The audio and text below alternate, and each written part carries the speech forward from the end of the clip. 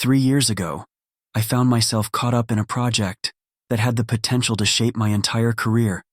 It meant long nights at the office, and on this particular day, I had been working late for weeks. As I rushed to catch the last metro from New York to New Jersey, I knew that if I missed it, I'd have to take the metro to go back home. On that fateful night, the biting cold made me shiver as I barely made it onto the metro before the doors closed.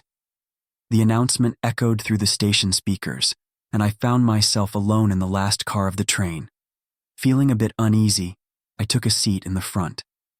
As the metro started moving, I realized I was the only passenger.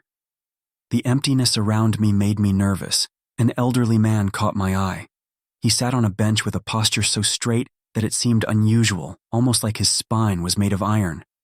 Dressed in jeans and a jacket, he stared into the distance as if something had startled him.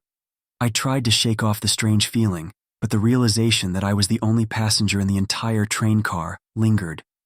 The next station was announced, and the train doors opened, bringing in a cool breeze.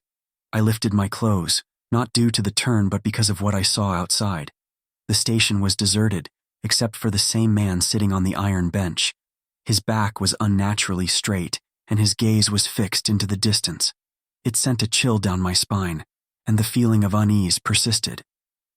The next station arrived, and once again, the man was standing at the edge of the platform, staring into the distance. I couldn't comprehend how he got there so quickly. The eerie atmosphere grew as the lights dimmed, and the man's strange presence affected the entire station.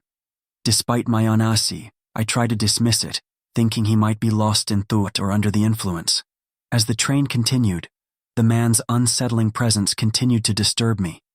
The next station arrived, and this time, the man was no longer on the bench but standing and moving in an odd, puppet-like manner. The announcement echoed, and the lights on the platform dimmed.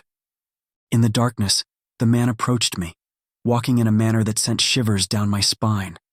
I was frozen in fear as the train started moving again. Panic set in, and I ran to the end of the train car. The doors closed, and I found myself alone in the dark, with only the flickering lights of my last train compartment.